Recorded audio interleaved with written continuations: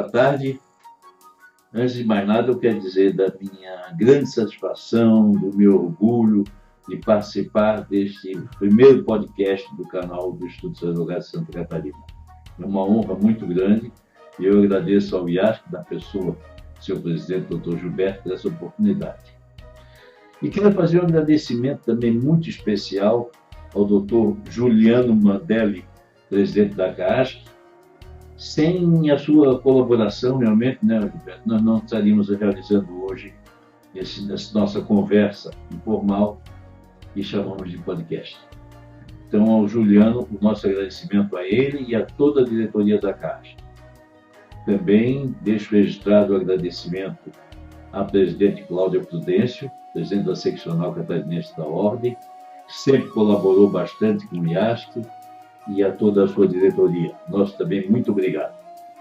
E agradeço a Juliana Lima, a jornalista também, que coordena, na verdade, toda essa nossa apresentação. Juliana, também, muito obrigado. E agora nós vamos apresentar aqui os nossos dois convidados desta tarde, dois ícones da advocacia, dois ícones da cultura jurídica, duas personalidades.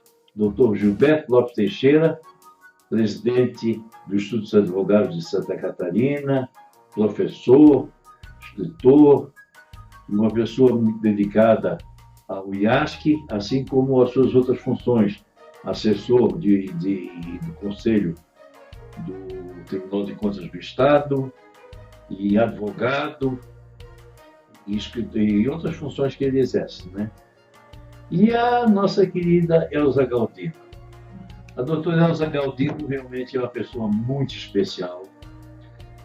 É uma escritora, é uma mulher guerreira, que vence os obstáculos sempre com o melhor humor, com essa aparência sempre extremamente agradável, e é muito, muito bom estar na presença de vocês.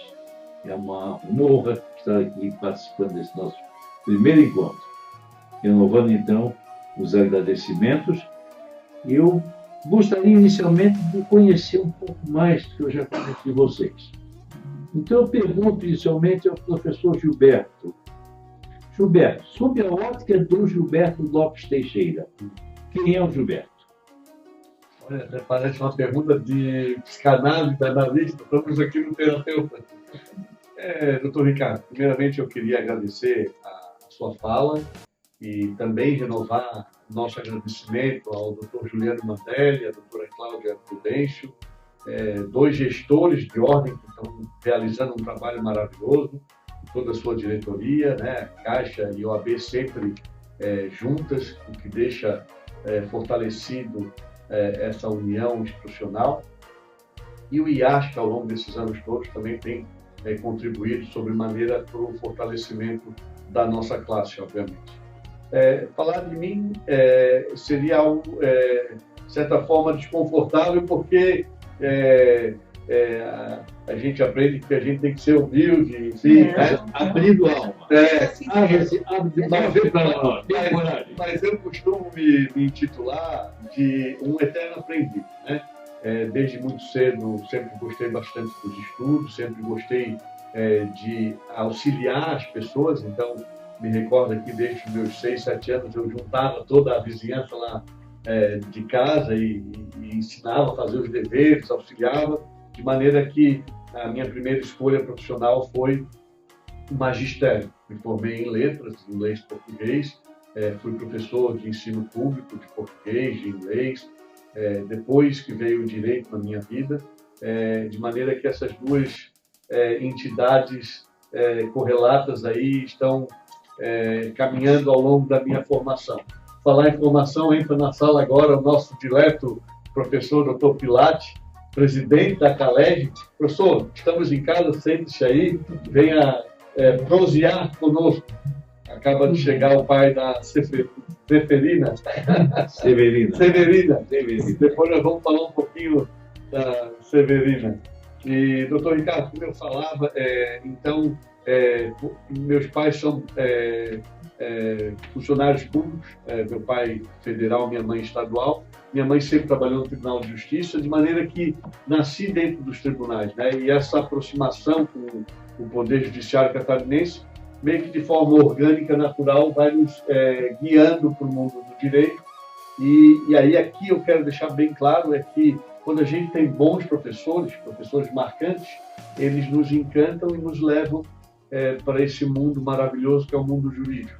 Então, muito do que sou e que pretendo ser, continuar construindo, em virtude de ter tido bons professores, a sorte de ter tido bons professores. E aqui posso falar também da professora Elza Galdino, que tive a satisfação imensa de quando era coordenador do curso de Direito, ter contratado a professora Elza Galdino, e durante aí alguns semestres nós fomos juntos responsáveis por tocar o curso de Direito da Unisul do continente, né, comendadora Elza? Mas você, afinal, você é um eterno aprendiz, essa é a definição. Eu me definiria como um eterno aprendiz. Você vê que lindo? Nós todos nós, na verdade, somos eternos aprendizes. Mas quem reconhece é mais sábio do que quem não reconhece. É verdade. Boa tarde a todos, ou boa noite, ou bom dia para quem é de bom dia, boa noite para quem é de boa noite. A gente não sabe que hora vocês estarão ouvindo esse nosso podcast, a nossa estreia. E primeiro eu estou muito feliz porque cada vez que se abre um espaço para o IASC, é uma oportunidade das pessoas conhecerem o que o IASC é e o que o IASC faz. Nesse trabalho voluntário de tantas pessoas, e a terceira gestão do Gilberto Lopes Teixeira, que é extremamente dedicada ao Instituto e faz crescer o Instituto a cada gestão, a cada dia. Eu agradeço as suas palavras, Ricardo, e você é sempre lisonjeiro e é meu amigo, então é absolutamente suspeito, começa por aí, não é? E se eu me defino como um ser humano em construção. Então, em tudo você aprende, com todo mundo você aprende. Não interessa se você acha que a pessoa está certa ou errada. Em geral, quando você acha que a pessoa está errada, você aprende mais do que com as pessoas. Quem concorda comigo não me acrescenta, né? Só concorda. Quem diverge de mim é que me acrescenta.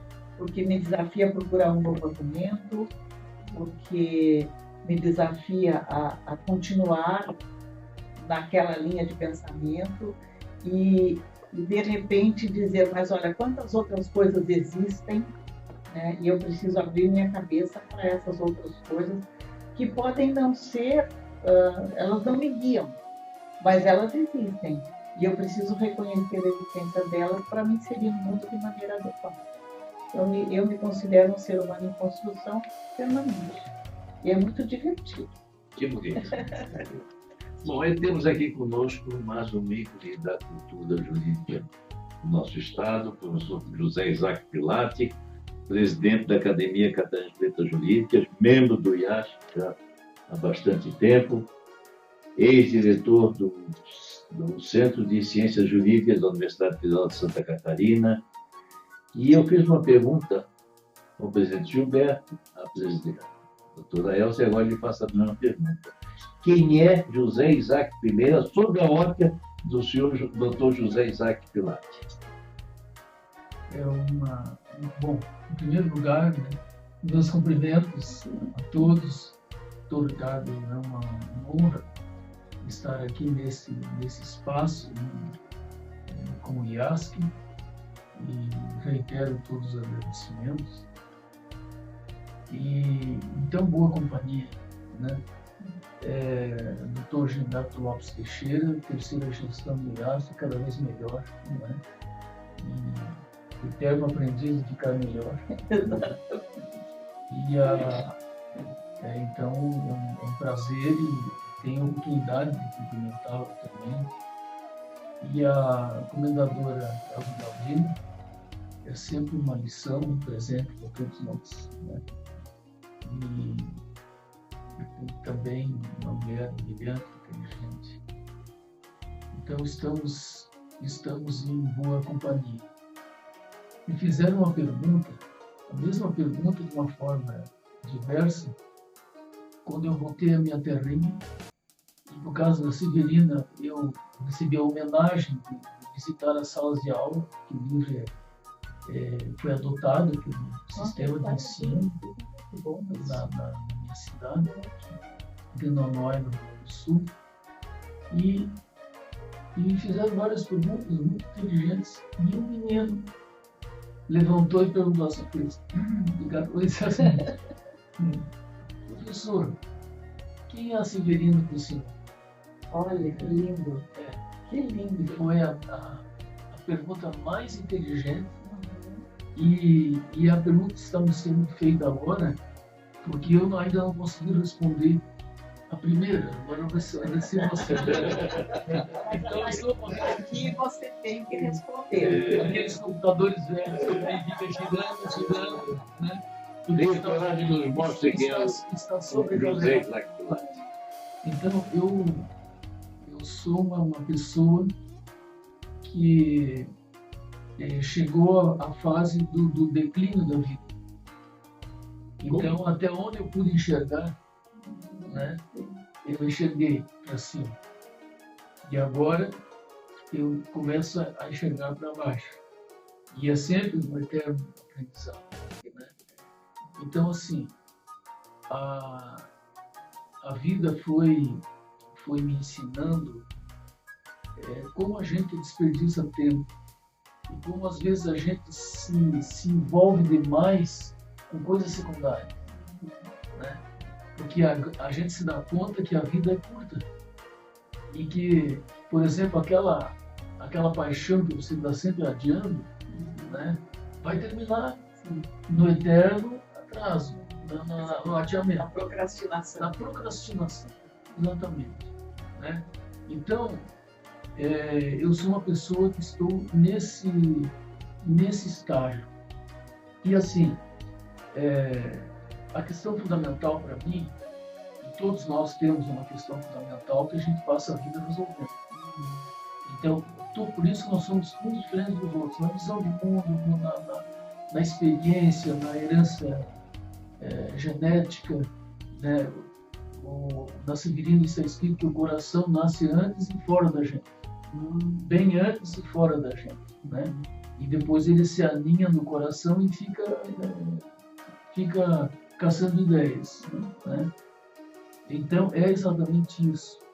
Então a minha questão foi saber assim, como é que o mundo funciona, não é mesmo? Ou seja, o que é o principal? E agora eu tenho um encontro com um grupo de pesquisa às 5 da tarde, o nome é o Ius Dite, o título é em latim. Então eu fui estudando tanto a origem do direito como a sua questão ética, né? Então, ao que o direito serve? Então, quando eu me dei conta do que eu estava procurando e eu tive a resposta de tanto viver a vida nessa linha, né? E não sei se dá tempo de responder, né? Por escrito. Mas é interessante assim.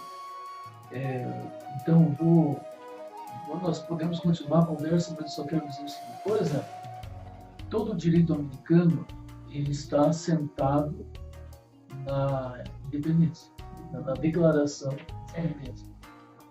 Qual é a visão do direito que está ali? Né? Então é engraçado porque é um texto que parece que ele só tem olhos e não tem estômago, né? Porque ele diz assim, que não há um autor, sim, né? E aí ele diz assim que o autor é Deus, né? Sim, né? Mas Deus não tem aqui serrar madeira, pintar casa, não é mesmo? Isso é problema nosso, né? Então, você vê que todo o direito que nós praticamos, ele é um direito que ele não está fundado primordialmente na nossa experiência coletiva. Ele está mais voltado para servir quem estiver na frente com força econômica, tecnologia, etc. É dono do mundo. Então não é para que serve o direito, é para quem serve o direito. Então é nessa linha. Né? E aí você vê toda a ética que ela decorre desse tipo digamos assim, de inferência, né? Então, e se você for recuando no direito, e aí eu encerro agora essa minha resposta, porque eu acho que é onde eu cheguei, né? É que o direito, como nós praticamos, assim, o direito universal, ele é fundado na população, na cidade. E no dia que a cidade se tornou império, ou ela se tornou federação, entende? Então há um desnível. Nós perdemos a dimensão de povo coletivo. Então pode ver, quando uma questão é complexa, por exemplo, a mineração brasileira, né? O direito não acompanha, porque ele é feito para dirimir um conflito entre nós dois, um contrato e tal. E quando o problema é de todos, o direito não acompanha, porque ele não foi pensado para resolver, para considerar todos iguais, para considerar a equidade. E aí você vê que a próprio juízo, a própria jurisdição, né, ela é assim como aqueles vírus da vacina, né, ele não tem letalidade, né, eles podem ter umas tonturas, mas ele, né, é um desarranjo, né? Ele faz nos adquirirmos a imunidade. A imunidade, né? Mas aí, então, a minha comparação é ao contrário, né? Então, se eu estivesse torcendo para o vírus na sua letalidade, não seria o vírus da vacina, né? Então, para mim, essa é a questão de vida. Eu respondi para mim, né? Agora, eu gostaria de ter tempo para contar isso, porque não é fácil, né? É mais ou menos o seguinte: depois que você clareou tudo, agora escreva. É outra vida. Não, tinha que estar mais dura. Mas enquanto o senhor falava, professor Platt, me ocorreu uma reflexão também, é que quando a gente começa a ter percepção do que nós somos, aonde, o espaço que ocupamos, queira um espaço familiar, um espaço na sociedade, fica mais fácil de a gente entender o outro, né? Então, eu acho que os conflitos, eles se amoldam, eles se reduzem, se mitigam na medida em que os nossos principais conflitos internos são organizados. E para que isso seja feito, é preciso nós, de forma consciente ou inconsciente, buscarmos a nossa identidade, né? As nossas características, as nossas limitações. E talvez uma das coisas que nos unam aqui neste momento é a paixão que nós temos pelo direito enquanto disciplina, ou pelo direito enquanto instituto, né? Desde os nossos primórdios, enfim. E talvez o que pode deixar a humanidade melhor é nós não buscarmos as diferenças, mas sim as igualdades que nos unem, né? Todos aqui temos o sangue vermelho nas veias e essas características diferentes nos fazem pessoas mais, digamos assim, especiais, né? Mas é uma pergunta bem interessante e que talvez a resposta dela mude a cada dia, né? Sim, o que torna uma pergunta muito agradável. Agradável. Eu vejo que o direito traz, tanto quanto a filosofia, que eu acho que o direito traz melhor, é essa inquietação. Então, o que te moveu, Pilates, é uma inquietação. Então, Sim. Essa inquietação que faz com que a gente não vire seguidor de gente que não merece ser seguida. Eu li esses dias, a fulano tem 500 mil seguidores. Eu falei, mas o que ele tem para oferecer? Né? Então, assim, você entra numa livraria e a pessoa fala, R$50 no livro é caro. Não é caro. Caro é um lanche ultraprocessado. Cara, é cama do hospital. Eu escutei essa frase nunca mais. Mas Está reclamando, meu amigo? Caro é a cama do hospital. Quando você estiver doente, quando você não puder se alimentar por si só, quando você não puder dizer para as pessoas que estão do seu lado que você ama, quando você não puder vestir a roupa que você guardou a vida inteira, aí você vai saber que cara é a cama do hospital. E quando não existia a camisola lá do hospital, todo mundo é obrigado a usar aquela camisola, todo mundo sabe em que situação, aquela coisa deselegante, tinha gente que tinha uma roupa guardada, uma roupa bonita de dormir, que era para quando fosse para o hospital, acabava indo para o hospital, naturalmente, né? E essas inquietações que também me movem, e que você estava falando sobre o tempo, sobre a vida e o ponto de vista que a gente se encontra a cada momento, A pessoa fala assim, estou guardando esse vinho para uma ocasião especial. O especial está vivo agora nesse momento, amamos o vinho, não é? E a pandemia nos ensinou muito disso, né? De uma hora para outra nós fomos aí enjaulados e de uma hora para outra o vinho que estava guardado teve que ser aberto, a roupa teve que ser usada, o perfume violado para ser usado também. E talvez eu acho que quem passa por uma pandemia e não percebe esse acordar vivo, talvez não precisasse passar por outras tantas pandemias, porque a pandemia trouxe esse lado positivo de a gente entender que nós não precisamos estar no leito da morte, né? Mas eu penso que as situações críticas revelam que as pessoas já são. Então, assim, a pandemia fez aflorar nas pessoas qualidades que elas já possuíam. Eu faço palavras cruzadas, umas palavras cruzadas mais complexas, porque eu preciso melhorar sempre a memória. E essa semana eu li ali, que é uma coisa para ser engraçada, mas você pode ser triste. Você achar que a pandemia pode melhorar as pessoas é a mesma coisa que achar que de uma unha encravada surge um dedo mais bonito. Então, é bem-humorado, é um pouco pessimista, mas tem um pouco de verdade, porque eu percebi em algumas pessoas um retrocesso grande. Acabou a pandemia, então assim, acabou a pandemia, eu vou fazer tudo como se o mundo fosse acabar. O mundo vai acabar, né? Mas a gente não precisa piorar a situação. Vamos ver se a coisa acaba, para cada um acaba no momento, mas que a gente possa ter uma vida que nos honre, né? Eu acho a grande razão da vida é ser útil, porque a gente só é necessário para si mesmo, né? Para os outros a gente não é necessário, tanto é que a gente morre e o mundo continua, às vezes até melhor, né? Se foi a elas, que maravilha, mas necessário você é para si. Agora, útil você se faz, né? E essa utilidade é que eu acho que é o maior traço de humanidade que a gente pode demonstrar, né? É ser útil. É uma bobagem, assim, puxar uma cadeira, a pessoa está com mais sacolas no supermercado, você dá uma mão, segura o elevador, segura o elevador, né? Diz um bom dia para um estranho. A sensação de que você tem, por obrigação, tornar o mundo um pouquinho melhor, né? Com os pequenos atos.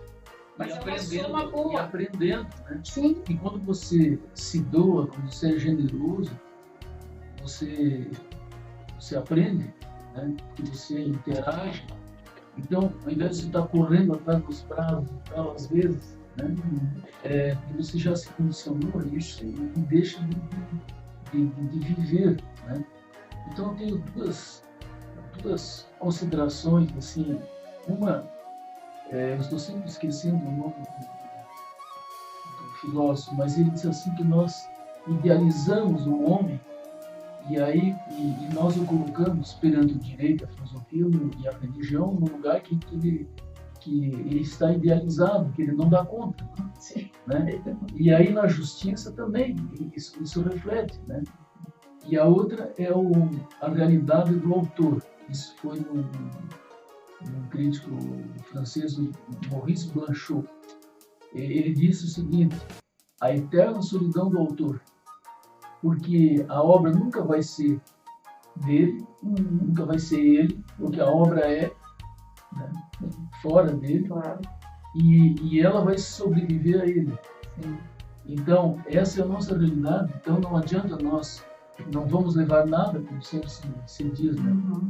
E se a gente prestar atenção, a verdade está sendo dita todo dia, que a gente ainda não está maduro para entender, né? A gente não leva nada dessa vida. Não leva nada, mas tem gente que leva desaforo, né? A pessoa diz assim, fulano me fez um desaforo, eu não levo desaforo, mas já precisa levar, deixa ali na calçada, não precisa carregar. Mas é uma coisa que... Espinosa, não. Tem uma coisa que ela falou também que eu achei muito interessante, não é que nós é que somos necessários para nós mesmos. Isso também nos leva à consciência de que nós somos responsáveis pelas nossas necessidades. Sim. que é muito fácil da gente querer. Porque a minha esposa não faz aquilo que me atendeu, eu estou assim por causa dela. Não, eu tenho que pedir a minha necessidade. Meu pai teve a minha mãe. De responsabilidade sobre o bem-estar, né? A gente vê hoje, tem duas mulheres que eu assisto com frequência, uma é a Monja Cohen e a outra é uma filósofa chamada Lúcia Helena Galvão. Sim, e elas dizem basicamente a mesma coisa. Então, assim, o que aconteceu com você, e o Sartre dizia, não é o que acontece com você, é o que você faz com o que acontece com você, faz a diferença. Então, assim, tem um rapaz chamado Marcos Rossi, que ele é um palestrante. Ele não tem as duas pernas e ele tem, assim, toquinhos de braço. Ele é uma pessoa risonha, inteligente, um palestrante, e ele nada. Ele toca numa bateria de escola de samba. Conseguiram fazer uma ferramentazinha lá, e ele com aquele toquinho de braço, ele toca numa animação, gente. Então, assim, quando você pensar em desistir, lembra de mim, ele fala. Ele é casado, tem filho, tem acho que 2 cursos universitários, e eu digo, ou ele me ensina ou ele me envergonha. Os dois, assim, que eu digo, mas que porcaria, que eu tenho muito mais possibilidades e não vou atrás. Então, assim, ele me ensina, né?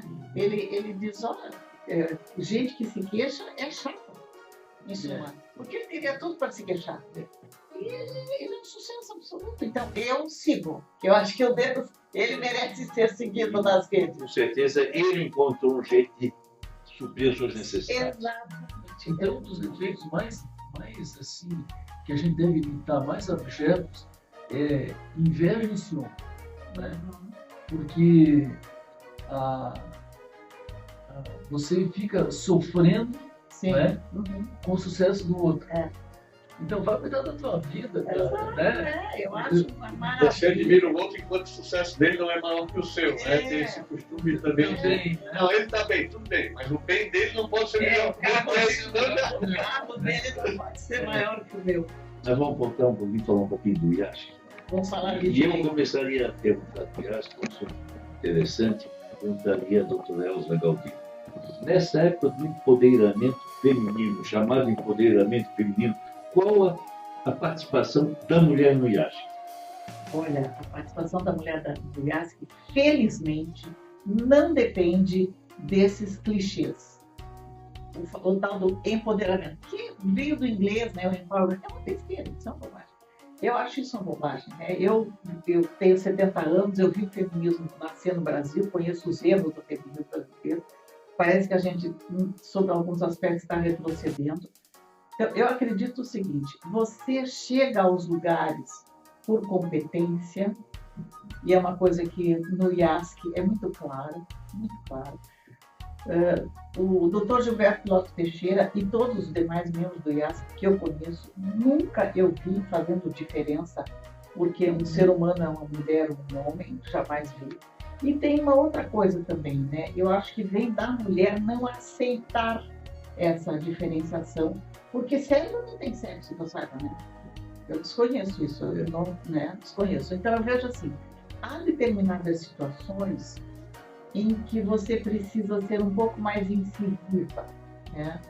Eu cometo uns sincericídios, as pessoas sabem que eu cometo uns sincericídios. Então, assim, às vezes a pessoa começa, o sujeito envereda, assim, por uma coisa muito machista.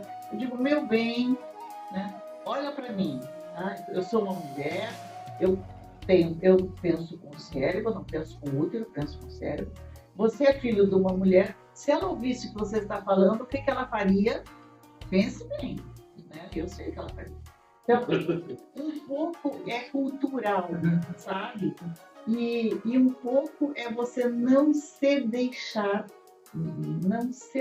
sujeitar, né?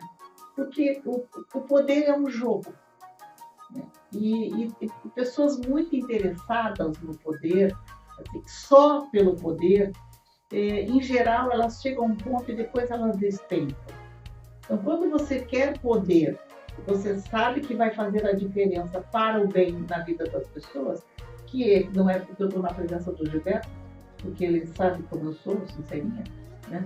Sincerona. Assim, o Gilberto tem estado no IASC esse tempo todo, uma dedicação extrema. Me parece que ele se dedica mais a cada dia. Nós temos conseguido coisas interessantíssimas. Uma noite coletiva de autógrafos, estávamos todos lá, éramos 20 e tantos autores, membros efetivos do IASC. Foi uma coisa maravilhosa, nunca tinha sido feito. Todos, nós fomos lá, claro, para apresentar nossos livros, vendemos livros, trocamos livros. Pessoas se congraçaram conosco. Foi uma noite maravilhosa, de alto nível intelectual e de amizade. Então, essas coisas acontecem sob a gestão dele porque ele está voltado para o bem do IASC. Não é? Ele não estava lançando livro lá naquele dia. Não é? Ele estava fazendo isso por outras pessoas, para outras pessoas, membros efetivos do IASC. Então, porque quando o IASC se engrandece, nós nos beneficiamos. Mas quando nós nos engrandecemos, o IASC também se beneficia. Então, existe esse entrelaçamento. Isso é uma coisa que ele reconhece, e reconhece independentemente de eu me chamar João ou Maria. Eu nunca vi essa diferença lá. Então, eu nunca me esforcei, né, dentro do IASC, levantando bandeira, que eu sou mulher. Eu sou Elza Galdino, e uma Elza Galdino razoável, né? E está indo tudo muito bem. E as mulheres que estão ali no IASC, me parece, também não são desse... Existe uma radicalidade dos dois lados, né? Então, assim, não, é mulher é idiota, né? É homem é violento. Não, calma, né? Tudo que a gente rotula, a gente perde. Então, a gente consegue chegar nos espaços, eu acho que conversando, né? É claro que para as mulheres é mais difícil, porque mulher precisa provar muita coisa. É complicado isso, né? Ainda é. Eu trabalho desde os 15 anos. Estou com 70, continuo trabalhando. O patrão, 55 anos com o patrão. E tem horas que você tem que dizer, olha, você é meu patrão, mas escuta um pouquinho, porque eu sei mais do que você nesse aspecto. Não é uma coisa fácil para as mulheres. Os homens têm mais facilidade para serem ouvidos. Mas se você não está se sentindo bem numa reunião, sendo mulher, não é para levantar e ir embora. Você pode até levantar, ir no banheiro, chora, arruma o rímel, volta para a reunião e fala o que você está pensando. Correr o risco. Né? É um pouco complicado, porque culturalmente, eu acho, nós somos um país machista. Somos. Né? Mas algumas coisas estão sendo obtidas. No IASC não precisa cota. Nunca precisou. Mas nos lugares em que precisa, eu sou a favor. Eu sou a favor. Nós chegamos a alguns lugares graças às cotas. Então, continuemos, até o dia que não precisa mais. A Marina, nossa ex-diretora tesoureira, ela tem uma frase que eu gosto muito, que ela diz que o IASC é do tamanho dos seus membros. Né? Então, com isso, eu me aproprio dessa frase da Marina, porque na medida em que nós estamos caminhando no sentido de agregar novos juristas, de agregar bacharéis em direito, juízes, promotores, enfim, todas essas pessoas que compõem o mundo jurídico, os agentes jurídicos, a gente percebe que o IASC vai de grão em grão fortalecendo as suas bases, né? De maneira que nós conseguimos preencher todos os nossos objetivos estatutários, né? Queira no aprimoramento do direito enquanto disciplina, enquanto ciência, queira no aperfeiçoamento e na extensão da cultura jurídica em nosso Estado, e todas as mulheres que fazem parte do Instituto não estão lá, em hipótese alguma, para preencher cotas ou dizer que há uma isonomia, uma igualdade de tratamento, mas estão lá pelas suas características e pelas suas qualidades enquanto juristas, né? Todas elas são bacharéis em Direito, muitas delas com livros publicados, a exemplo da comendadora Elza, ou tantas outras que lá estão, e a professora Elza comentou uma coisa que eu não tinha percebido, percebi no dia, que nós retrocedemos lá à época do escambo, da troca, né? E os autores lá no dia comprando livros, mas trocando livros entre si. E isso é uma figura, digamos assim, ideológica, uma analogia de que a troca da informação e do conhecimento se operando entre troca de obras, né? Então aquilo ali foi muito marcante, que talvez a gente estava mais preocupado em prestar algo ao público externo, só que as conexões internas entre os nossos membros também se operacionalizaram, né? E eu acho isso de uma magnitude que talvez não tenha sido pensado na sua origem. Me recordo, inclusive, o professor Pilar, que chegou lá com várias obras, né? E tantos outros autores que chegaram com suas obras. Inclusive, nós já temos a ideia de que isso seja um evento corriqueiro do IASC, esse evento de unir os nossos membros que publicam, né? Assim como os vários editais que a gente tem. Estamos agora com o edital aberto com a ESA para falar de ética, né? E as outras faculdades que também são agregadoras desses editais, de maneira que a gente pode atuar não só no mundo universitário, mas no mundo jurídico, no mundo acadêmico, no mundo profissional de classe, né? Então eu acho que o IASC vai criando novas maneiras, não só incluindo a tecnologia, não só fazendo diálogo. Lá nós tínhamos autores das mais variadas idades, das mais variadas matizes teológicas, né? E eu acho que isso engrandece bastante as nossas ações. E interessante porque não foi um evento da capital. Porque nós tivemos autores que vieram de outras cidades, né? A presidente da OAB de Brusque estava ao meu lado, né? E conversamos, foi muito interessante. Então foi aquela coisa que a pessoa falou, um congraçamento. Foi na acepção da palavra. Foi uma noite muito feliz. E um aprendizado muito grande da experiência do IASC, que é a instituição mais antiga do nosso mundo, que nós temos muito orgulho. Ela é anterior ao OAB, anterior ao curso de Direito da UFSC, a Faculdade de Direito de Santa Catarina, hoje Centro de Ciências Jurídicas. É essa cultura institucional. E essa cultura institucional, ela cria um espaço comum, né, às pessoas. E eu tenho observado que, se você quiser assim, combater o racismo, por exemplo, são as instituições que podem fazer isso. Não é mesmo? Mais do que a punição, as leis, o poder, a repressão pública, estatal, né? Então, por exemplo, recentemente, isso me calou profundamente. O Conselho Universitário da Universidade Federal de Santa Catarina baixou uma resolução condenando o racismo, assim, interna corporis, né, dentro da universidade.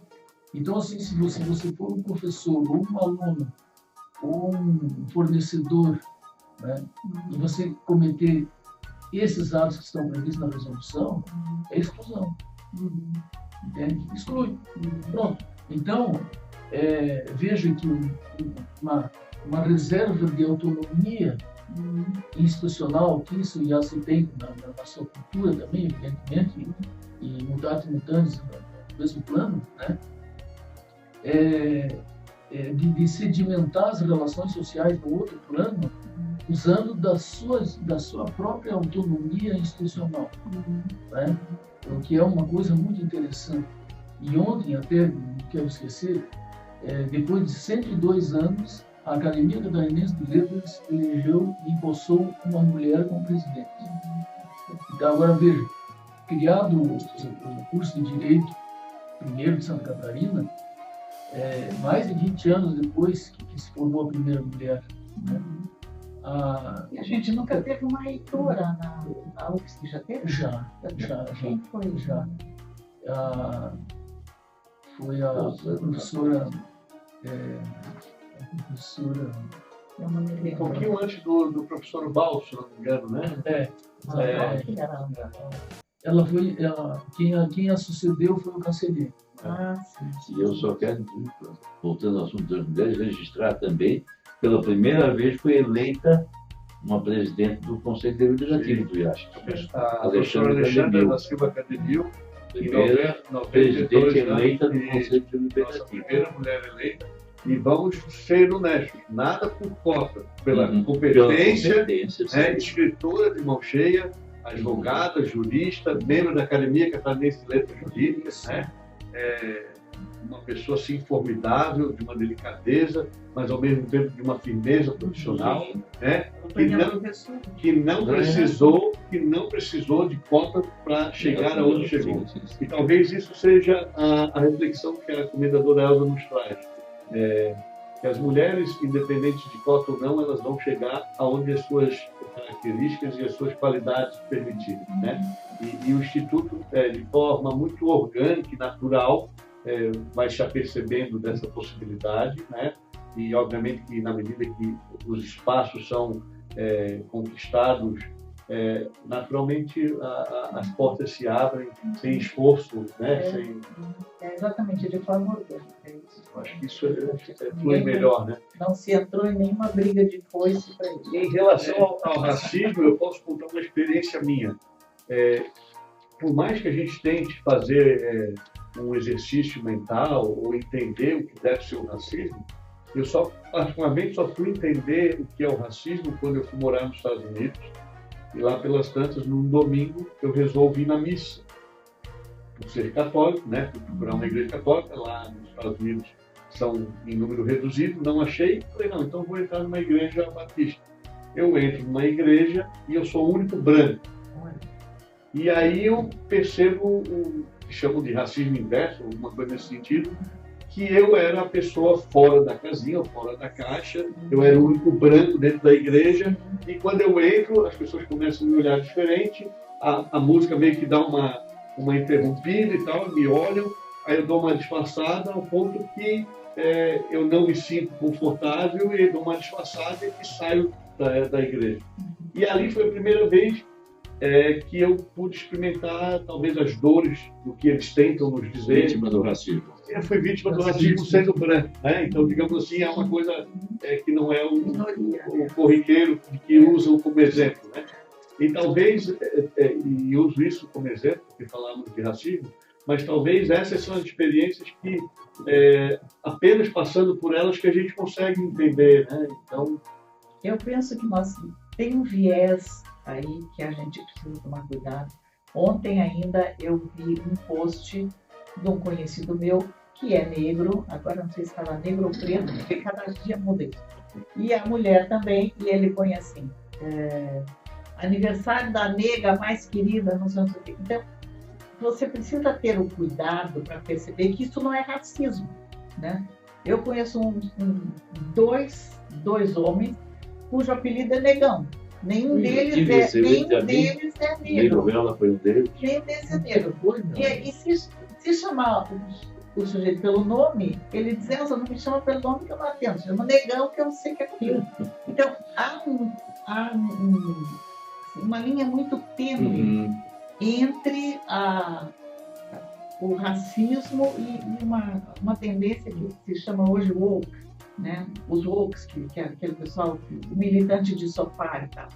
Então, assim, só é engraçado quando as duas partes riem. Então, acho que isso define perfeitamente a coisa. Isso define, circunscreve o preconceito perfeitamente. Ah, mas foi uma brincadeira. Mas a outra parte riu? Não. Então não foi brincadeira. Então foi preconceito. Lá na JUT, Associação de Servidores de Justiça e Trabalho, da qual também eu faço parte, nós tínhamos falecido há pouco tempo agora, lamentavelmente, vamos dizer, no português clássico, um negão gente fina, finíssimo, mas uma pessoa assim muito divertida, e às vezes vinha botar umas piadinhas assim meio sem graça para ele, e ele respondia assim, não te incomoda não, já estou acostumado com a inveja. Já estou acostumado com a inveja. A gente há um cuidado com isso. Eu acho que preconceito é uma coisa para ser combatida a cada minuto. Claro. Agora, essa experiência, os dois riram? Não riram. O beijo do presidente da Federação de Futebol Espanhola na atleta, A mãe da atleta falou, bobagem, a gente é campeã e tal. É interessante, Ela falou, não gostei. Depois ela... O presidente, o primeiro-ministro espanhol está exigindo que ele renuncie, porque não foi consentido. Então, essa é uma discussão muito complexa, muito profunda, muito do autoritarismo, né? Ele se sentiu no direito de, segurou a cabeça dela, se sentiu, ele não tem o direito de, né? Então, essa linha que a gente precisa tomar cuidado. A gente não pode, porque é mulher, estar com uma muralha levantada em torno da gente todo o tempo para evitar certas coisas.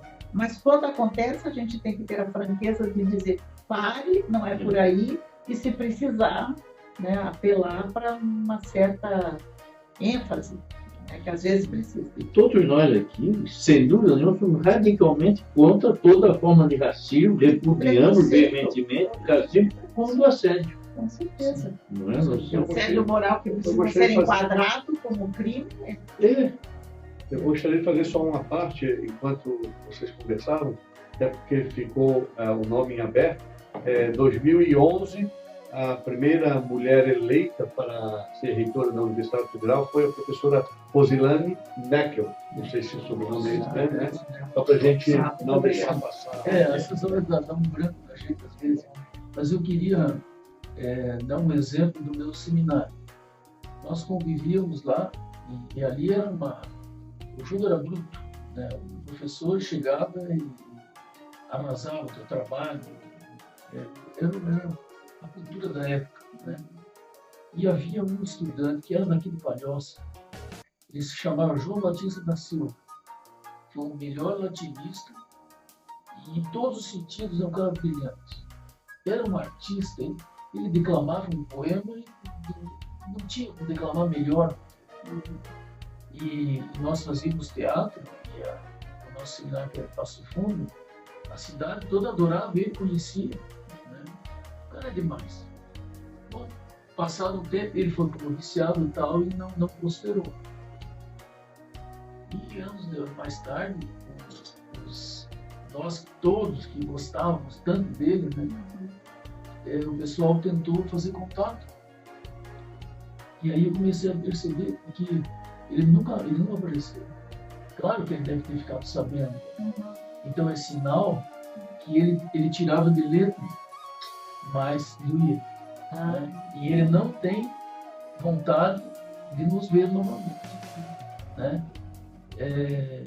Então isso me marcou muito, porque se eu encontrasse, eu queria reatar as amizades e trazê-lo para o seio dos amigos, porque ele transforma qualquer ambiente. Mas ele não se sentiu pertencente. Não, e ele tem um nome muito difícil de você rastrear. Na rede social ele não conseguiu? Não, eu acho que um dos grandes objetivos da rede social, uma das grandes características, na verdade, ela une quem está longe e afasta quem está perto. Engraçado isso, né? Quantas vezes a gente vê a oportunidade, estamos jantando, todo mundo está mesmo lá, ou seja, fisicamente estamos próximos, mas mentalmente estamos distantes. E quem está fisicamente longe está mentalmente perto pelas redes sociais. Convidaram para jantar e pegar no celular e ele não ficou embora. Aliás, principalmente se também a gente ir no celular enquanto alguém faz outras coisas, né? Dúvida nenhuma. Passou. Sem dúvida nenhuma. Eu tenho certeza absoluta que o Dr. Juliano está muito satisfeito, presidente da CAASP, né? Juliano Mandelli está muito satisfeito por ter nos oferecido essa oportunidade de a gente se encontrar aqui nesse podcast. Aliás, essa é uma das grandes percepções que eu vejo, tanto do Dr. Juliano, a doutora Cláudia, tem pessoas que assumem cargos de gestão e o sistema suga tão abruptamente que só depois da gestão, ou depois de algum tempo, que elas percebem o bem que puderam fazer para tantas pessoas, né, sem ter essa percepção. Então, e talvez isso a advocacia nos empresta, que todo advogado é um justiceiro de marca maior, né? Então, buscar resolver a dor do outro, buscar estar no lugar do outro para combater as injustiças, enfim. Então eu quero falar pelo outro, exatamente ser a voz do outro. A própria origem, né, professor? grande professor de latim, né? Advocare, né? Essa ideia de que está representando a voz do outro, se colocar... Para ir junto para falar. Isso. Então eu percebo que a advocacia tem dessa... Talvez todo profissional do direito, inconscientemente, tem essa ideia de se colocar na dor do próximo, né? E eu talvez, quando a gente falou desses momentos do legado que a gente pretende deixar, ou a nossa identidade, todos nós carregamos essa ideia de fazer justiça em benefício do próximo. Ser útil. Eu gostaria agora de falar um pouco do IASC, já que, afinal de contas, esse é o nosso canal. Nós estamos iniciando falando do IASC, né? Então vamos perguntar ao professor Gilberto nos apresentasse um pouco do IASC, nos falasse um pouco de sua história, seus objetivos. Aliás, eu gostaria de, ao fim da minha gestão, perguntar, Gilberto, o que você desejaria? Eu desejaria que, no mínimo, cada advogado catarinense soubesse efetivamente o que é o Instituto, né? E eu costumo dizer que se a gente não sabe de onde a gente veio, nós não temos ideia para onde nós vamos. Então, todo mundo fala, lá vem o Gilberto com seus clichês. Não, mas é preciso, às vezes, dizer o que os livros não nos deixam esquecer. Que o Instituto, ao ser fundado em 1º de novembro de 1931, quando aqui só tinha 155 advogados habilitados no estado inteiro, né? E aí, esses juristas, à época e a seu tempo e modo, né, obviamente, fundaram o Instituto. Como já disse o professor, em 11 de fevereiro de 32, auxiliam na implantação da primeira faculdade de Direito, e esse movimento acontece em todos os estados da federação, ou seja, as faculdades possuem um amparo dos institutos respectivos de seus estados, né? E a posteriori nasce desse berço umbilical, dessa costela, a OAB como entidade de classe, né? No nosso caso, em Santa Catarina, em 1º de janeiro de 33.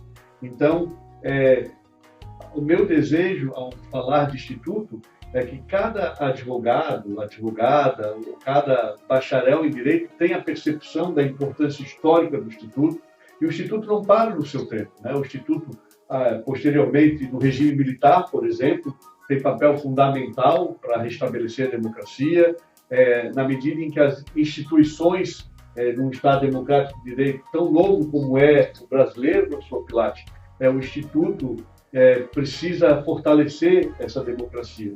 E estamos falando de uma democracia tão jovem, e recentemente, nas eleições passadas, essa polarização, né, que faz, inclusive, essa democracia, por vezes, estremecer ou ser questionada.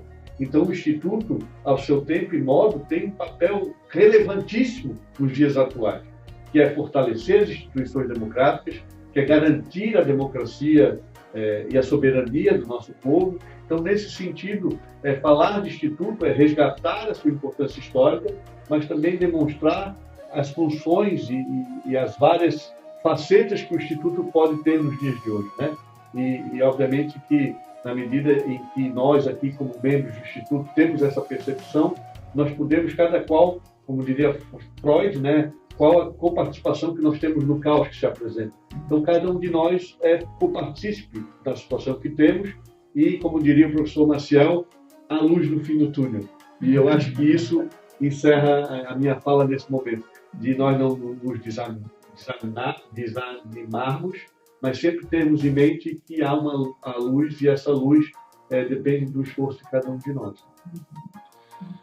Professor Elza, qual a importância ou como é visto a condição de ser comendadora do IASC? Olha, meu colega comendador, é interessantíssimo, porque, primeiro, que é uma coisa que eu não busquei, não é? Então, para mim tem mais valor, porque eu não buscaste, mas a tua vida buscou. Pois é, não busquei. Quando me foi dito isso, era uma reunião do Instituto. Eu estava em casa, os velhinhos estavam em casa no convento. E eu, não, Elza, vem para a reunião, porque a Marina está indo para enganar para orar em Portugal. A gente quer que você diga umas palavras para ela e tal. E foi nessa situação que eu entrei na reunião remotamente e aí me foi dada essa notícia. Muita emoção. Eu falei na época, porque eu estou em tratamento oncológico, né? E eu falei, ó, vocês estão me dando essa encomenda, vocês acham que eu vou morrer, né? Eu estou velhinha e estou tratando um tratamento oncológico. Eu disse, não é, claro que não. Todos nós rimos e nos emocionamos, todos choramos, foi uma coisa maravilhosa. E, para mim, é uma honra enorme, mas é uma responsabilidade. Porque o Instituto é muito grande, sabe? É muito grande de grandeza, não de grandeza, de grandeza. Então, é muito nobre, é muito importante, historicamente importante e atualmente importante. O Instituto tem um papel que algumas pessoas ainda não compreenderam, mas os que compreendem acorrem ao Instituto. Né? Temos os nossos apadrinhamentos, porque no Instituto você entra indicado por alguém, o que eu acho muito bonito. Né? Não é para fechar portas, pelo contrário, é para você entrar pelas mãos de alguém que você admira. É muito bonito isso. Meu padrinho foi o Dr. Sidney Carlin, que era presidente à época, que nos deixou durante a pandemia, faz uma falta imensa. E então, para mim, a comenda é uma imensa responsabilidade. Né? Nós somos 3 mulheres comendadoras. Doutora Solange, Dona Elvira Martins, a professora Suzana Feto e eu. E eu envergo aquela medalha, eu não estou com ela, mas eu estou com ela. Sabe? Ela anda comigo. Então, é uma responsabilidade. E para mim, é fácil falar bem do Instituto, não porque o Instituto me deu uma comenda, né? Mas porque o Instituto me deu um lugar onde eu me sinto bem, onde eu aprendo, um pouco ensino, e onde eu respeito muito e recebo muito respeito também, e onde a gente tem essa troca, tem uma formalidade muitas vezes, mas tem uma grande alegria. O Instituto é um lugar de alegria, a gente tem uma leveza, sabe? Porque ninguém está se matando por nada ali. Né? Nós estamos todos trabalhando para que o Instituto cresça e para que mais pessoas tenham oportunidade de participar. O meu papel de comendadora é convidar as pessoas a integrarem o Instituto. Entra no site, dá uma olhada no que o Instituto tem a parte da história do Instituto, mas tem a atuação atual do Instituto, que é importante, né, que é viva. Né? Então, para mim, a responsabilidade de chamar pessoas para o Instituto para que elas se sintam felizes tanto quanto a gente é, aliás. O professor Pilates também é um dos comendadores do Instituto, né? E são sessões cuja ritualística empresta ao momento todo o engrandecimento pela importância dos nomes que são escolhidos, obviamente, que possuem um currículo invejável, um currículo consistente, mas que são sempre sessões carregadas de muita emoção. Né?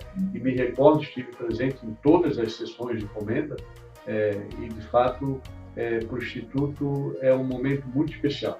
Então, eu quero, em nome do Instituto aqui, agradecer a cada um dos comendadores que aqui se fazem presente e de fato, como a comendadora Elza postou há pouco, a importância de ser comendador é carregar essa responsabilidade, que tem um peso muito grande, para que o legado possa ser fortalecido, possa ser construído, e quero acreditar que no futuro muito próximo a gente esteja lançando a 2ª edição do livro Comendadores do IASP, ícones da advocacia catarinense, pela simples razão de que vocês emprestam ao Instituto as suas biografias, uma parte do seu legado, daquilo que vocês escreveram e da própria identidade de cada um de vocês. Né? Então eu quero aqui, em nome do Instituto, agradecer todos os comendadores que o compõem e dizer que muito em breve nós vamos estar preparando mais uma sessão de outorga de medalha para que a gente possa continuar este legado que é importante também ao Instituto.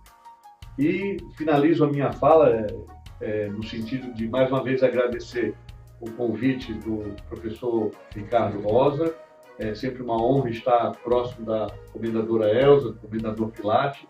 Agradeço a Juliana, agradeço ao doutor Juliano Mandelli, presidente da Caixa, que tem feito um trabalho muito bacana, social, aos advogados e às suas famílias. Agradecer a nossa presidente Cláudia Prudêncio, uma pessoa... Primeira mulher com 90 anos de OAB, primeira mulher a presidir. Primeira mulher a presidir a OAB. Incansável, e faz aí nos limites... Segunda mulher a presidir a Caixa de Assistência dos Advogados, a primeira foi a doutora Solange e a dona Pira Jacutinho. Sim. E a doutora Cláudia Prudêncio presidiu a Caixa, presidiu a Caixa. Então, doutor Ricardo, eu queria agradecer mais uma vez o convite. Como nós estamos aqui planejando, a cada 14 dias nós vamos ter aqui convidados, juristas, para que possam debater temas afetos às nossas finalidades estatutárias. O professor Pilates, sempre bem-vindo também. Esperamos que o senhor componha outras edições do nosso encontro, assim como a professora Elza Galdino também. Eu também carrego muita honra a condição de comendador do IASC, que também é uma grande honraria recebida, e quero deixar registrado também uma homenagem aos comendadores que nos deixaram precocemente, Dr. Sidney Grito Cardim, Dr. César Luiz Passo.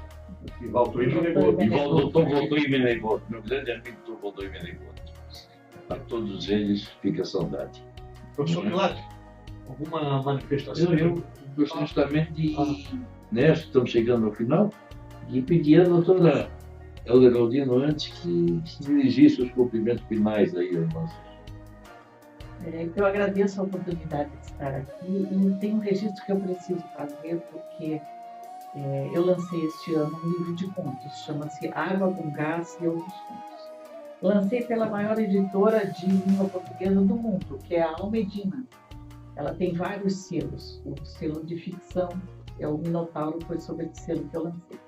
E esta publicação teve apoio do Instituto, do IASC. Então, é interessante que o IASC apoia obras jurídicas, mas também apoia obras que, em tese, não são jurídicas, mas é evidente que se você tem a sua formação, mesmo na ficção, o direito está lá, né? E o IASC também mostra que nós não estamos circunscritos ao direito. Nossa visão de mundo é ampla. Nós temos horizontes mais amplos. Então, esse agradecimento deixar aqui patenteado e convidar novamente as pessoas, os advogados, os jovens, os menos jovens, a virem para o Instituto, sentirem como é interessante participar. Temos comissões temáticas, temos espaço para artigos para serem publicados no site, temos os nossos encontros. Os novos membros entram numa sessão muito, muito interessante. Nós temos música, nós temos poesia. Então, o Instituto tem uma característica própria, muito, muito refinada, muito bonita. E foi um prazer enorme estar aqui com vocês, os colegas comendadores e o meu eterno presidente. Muito feliz, muito obrigada. Obrigada para a Julima, que nos organiza, não é? Obrigada ao doutor Juliano Mandelli, presidente da CAAS, a doutora Cláudia Prudêncio, que também tem um espírito neste espaço. E que venham todos, que venham todos. Muito boa essa oportunidade, que se repita. Muito obrigada. Já falou umas perguntinhas aqui e meio buchicho. Mas não me perguntasse a Juliana Lima. Faço a palavra ao professor Pilates. Muito obrigado pelo convite, uma honra, um prazer enorme estar aqui nessa conversa tão simples e tão curta ao mesmo tempo, mas sobretudo humana, né? Então, meus cumprimentos a Juliana também, né, que nos conduziu aqui na parte técnica, e deixar os agradecimentos também à doutora Cláudia, ao doutor Juliano Mandelli e essa casa, enfim, ao IASC, né, que é uma instituição maravilhosa. Eu destacaria do IASC a abertura também para a arte, né? Então as sessões elas têm assim um componente artístico, né? E de crescimento também assim cultural, espiritual dos seus membros, né? E isso tudo influi, ajuda, auxilia, compõe a própria advocacia, né? Então, eu estava falando ali da questão fundamental da pergunta, né? Então, você responder uma questão fundamental, como advogado, você se torna mais senhor do argumento. Você cria, você apresenta contextos de consistência técnica, né, de construção jurídica do direito universal, que são irrebatíveis. Só não concorda quem não lê, né? Quem não quer entender, né? Então, a vida, a doutora Elza acabou de dizer, a comendadora Elza, ela não se resume ao direito em si, né? O direito dogmático, as leis, né? A vida é muito mais do que isso, né? E advogar também é muito mais do que cumprir leis e exercitar a dogmática, né? Ter inteligência emocional, trazer experiência, colocar os fatos, às vezes, numa outra dimensão, num outro ponto de vista, né? Arrastar para um espaço em que outros defeitos e outras virtudes se manifestam, né? Então, há duas profissões que eu exerci as duas e tenho a maior admiração. É a advocacia, que a palavra advogado, né, vem advocare, né? Mas é interessante que no começo, na língua, o primeiro advogado era aquele que era chamado para qualquer coisa, por exemplo, para ajudar a fazer uma casa, né, para ajudar a plantar uma roça, era um advogado, né? Mas daí os advogados, né, que têm uma certa habilidade, né, para a condução das coisas, né, se apoderaram do termo. Então, o advogado hoje é o advogado, né? E os outros todos empalideceram, né? Sumiram, né? Mas eu me sinto muito honrado de estar aqui. Queria prestar uma homenagem também a todos os comendadores falecidos, né? E a todos os comendadores. O nosso presidente e comendador Carlinhos,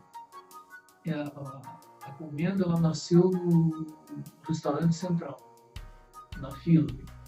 Toda vez que eu encontrava, todo sábado a gente se encontrava. E no sábado que vem só não nos encontramos porque ele não estará aí.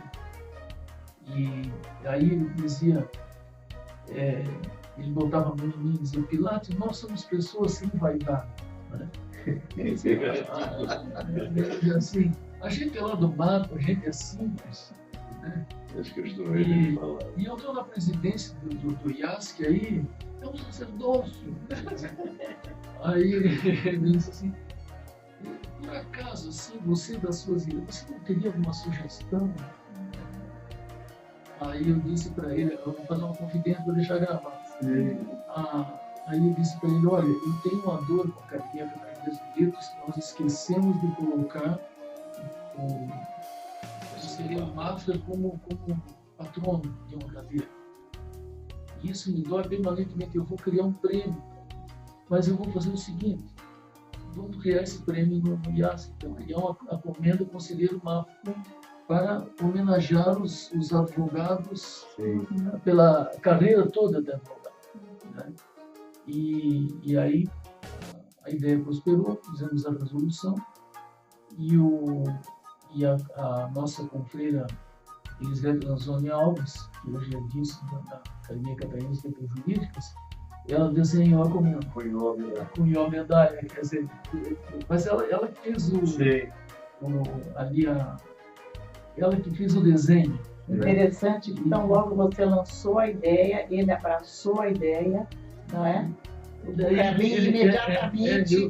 Na verdade, eu tinha uma ideia e ele tinha uma necessidade. Sim, mas, Aí foi, né? Ele Foi o tinha, segundo governador, né?